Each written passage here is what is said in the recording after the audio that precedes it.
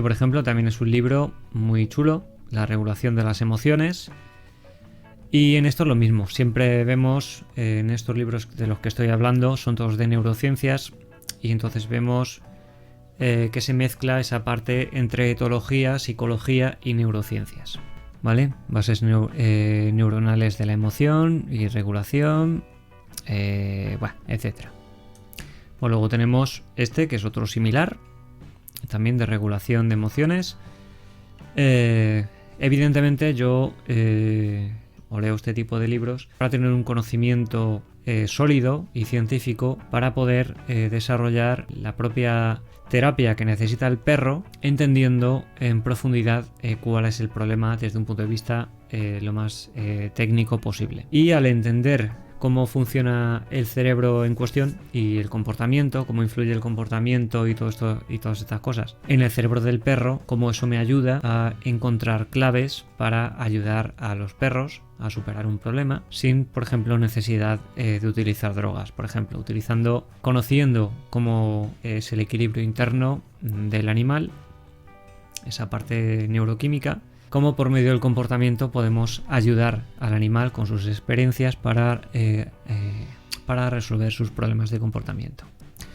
¿Vale? Este libro me gusta mucho, miedo extremo y fobia social y todo esto. Este también es otro de los libros que considero más chulos que tengo. Este también es un libro bastante chulo, también estrés, estamos hablando ya de problemas de comportamiento. Y estos conocimientos, pues evidentemente, nos ayudan a resolver y a entender qué cosas podemos hacer o no para ayudar a los perros y no perjudicarles.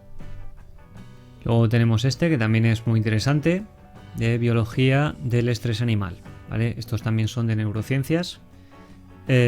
También pues habla un poquito sobre muchas cosas y también pues son cosas más bien para entender en profundidad lo que es el estrés desde un punto de vista más biológico.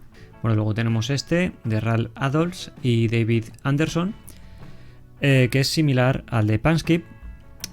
Este también es un libro que me gustó bastante. Este es otro libro también.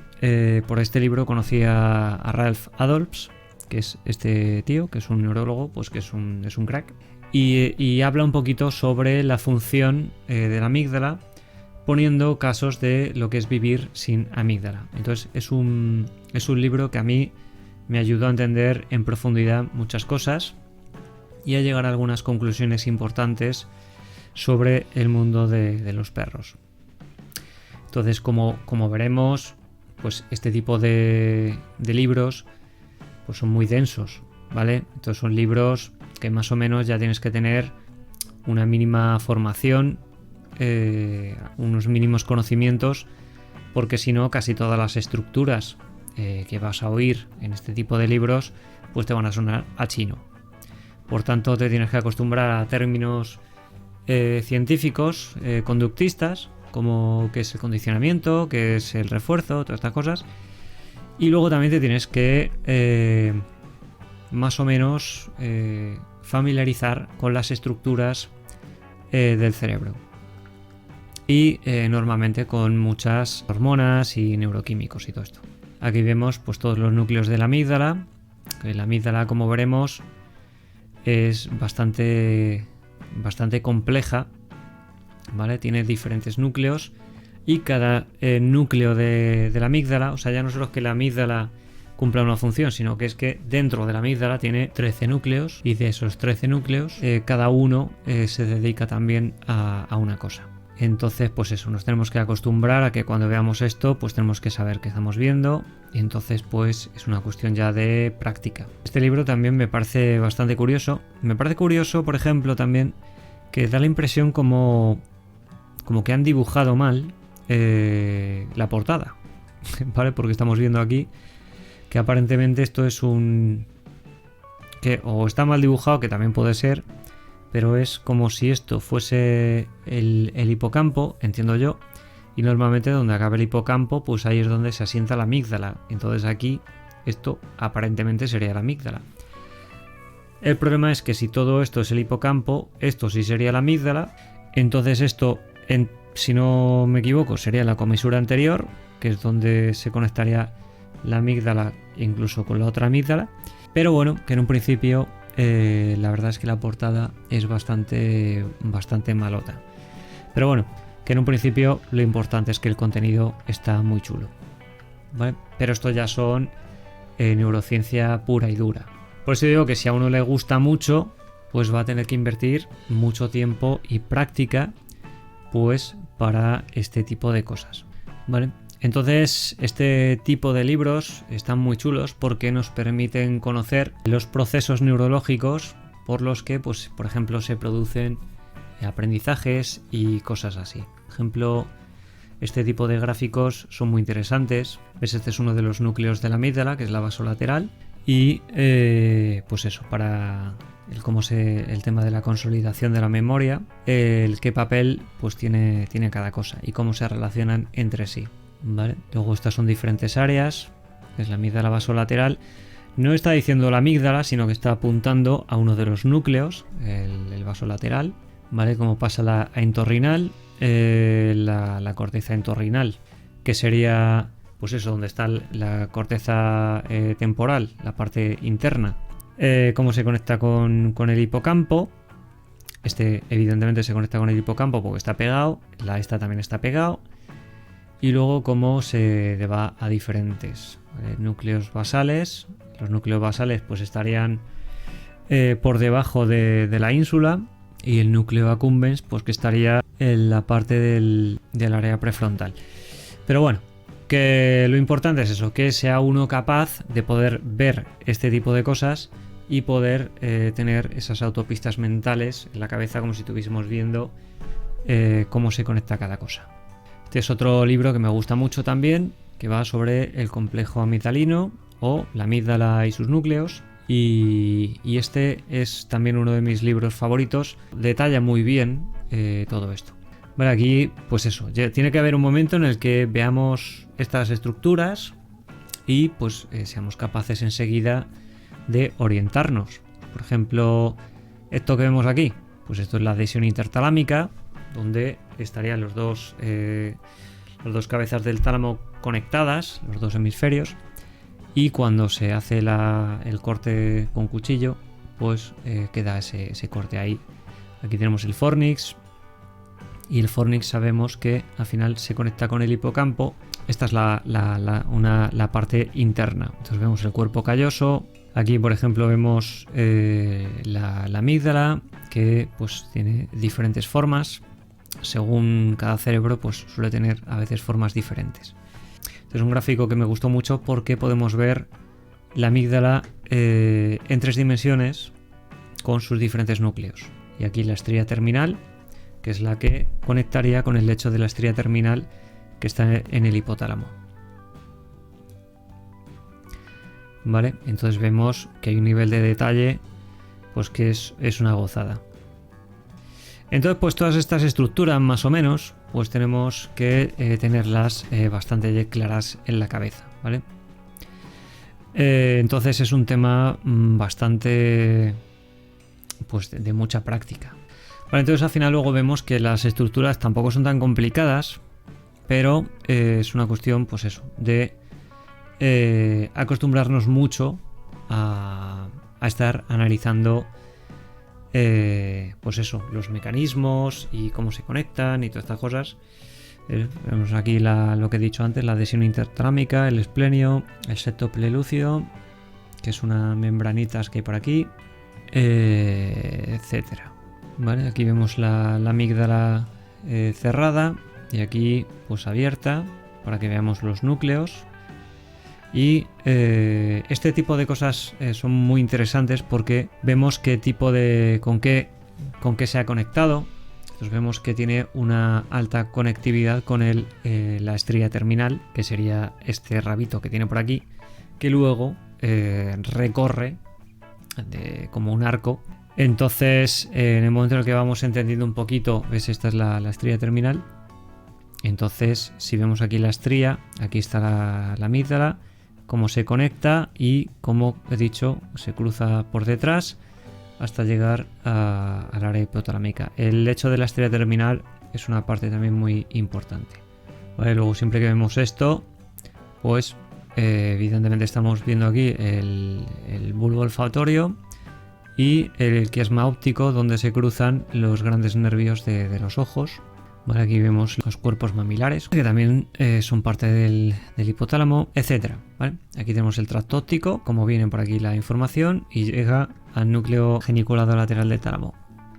Bueno, que me estoy liando mogollón. Aquí tenemos otro, que también es similar, ¿vale? Sobre la amígdala también.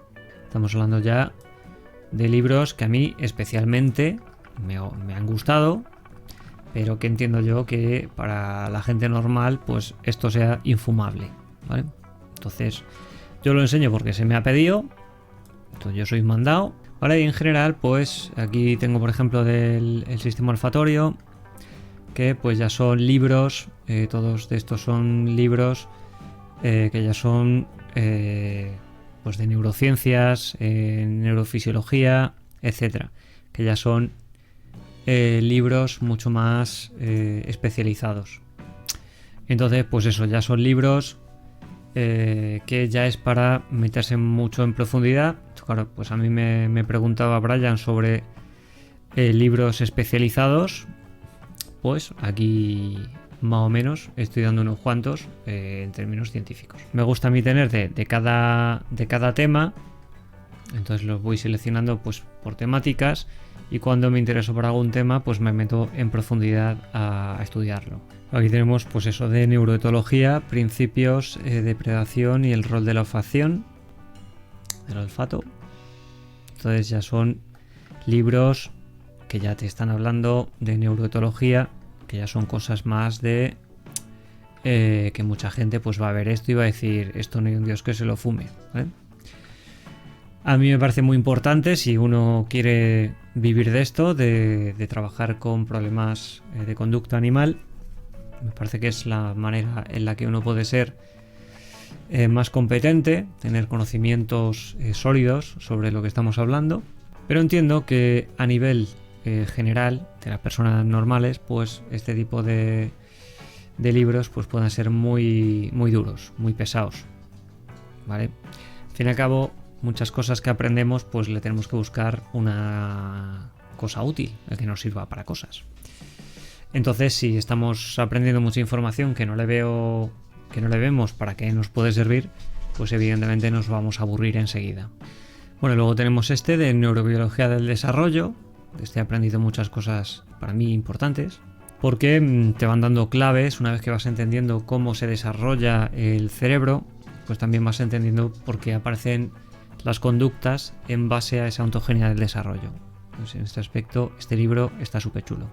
Y como este, pues tenemos varios similares. Pero, pues eso, concretamente, el que acabo de mencionar me gustó especialmente. Vale, este es otro libro que también me parece una joyita, porque es como el de la amígdala, son ese tipo de nombres, pues más o menos tenemos que irnos acostumbrando a tenerlos en la cabeza, porque surgen una y otra vez. Entonces este me gusta mucho porque es muy señala las cosas muy bien, ¿vale? Entonces está a la hora de que habla del encontrar buena información sobre el hipotálamo es bastante complicado, ¿vale? En cambio este en ese aspecto está muy bien, porque da mucha información, ¿vale? Vemos aquí los esquemas, el cómo se comunican las diferentes áreas. Vemos aquí el fornis y la estría de la que hemos hablado antes, ¿vale? Pues vemos aquí el esquema, la estría terminal, cómo se dirigen hacia el hipocampo o hacia los cuerpos mamilares que están aquí, que son también partes del hipotálamo. Aquí el cuerpo calloso, etcétera, ¿vale? Entonces este libro también está súper chulo. Más por lo detallado, por la cantidad de información que tiene. Entonces esto ya son, pues que yo también voy buscando estructuras específicas para cuando veo que son importantes en algo, pues me gusta luego también ahondar en cada parte. Entonces tanto de amígdala como de hipotálamo, como de diferentes estructuras, pues tengo literatura que solo habla de estructuras concretas, como en este caso estamos hablando de 2 libros de otros tantos que tengo que hablan sobre hipotálamo nada más. Pues entonces, por ejemplo, pues tengo diferentes categorizaciones. Estos son libros más neurología o principios de neurociencias generales o de cosas varias. Por ejemplo, el cerebro del artista o el cerebro obeso, pues más algunos generalistas. Pero bueno, esto lo tengo muchas cosas aquí que ordenar y unas cuantas que tirar. Y luego, por ejemplo, pues tengo pues eso de pituitaria nada más y de la hipófisis. Pues tengo también una carpetita. Del tálamo, también tengo 3 libros sobre el tálamo especializado, sobre lateralidad, los colículos, que de esto solo tengo uno, el cerebelo, el cerebro también hay poca cosa, memoria, entonces todo lo que tenga que ver con memoria a nivel neurofisiológico pues se relaciona con el hipocampo, es neuroanatomía o principios de neurociencias. Esto es neuroanatomía, neurobiología de las emociones, que es el tema que más me interesa, que es donde tengo aquí varios autores. Es sobre patologías concretas, miedos, agresividad y todas estas cosas. Alguna vez lo coloco por autores. En neurobiología de la agresión, que es un tema que también me parece muy chulo. Y etcétera. Así que nada, es que como siga así es que no acabo en la vida. Entonces yo creo que lo voy a dejar ya por aquí. Así que nada, espero que os haya parecido interesante y hasta la próxima. Adiós. Por ejemplo, yo eso que tú estás haciendo, eso él no se deja, ¿sabes? Esto es como muy guay, porque es que también el perro no tiene relación con ningún humano.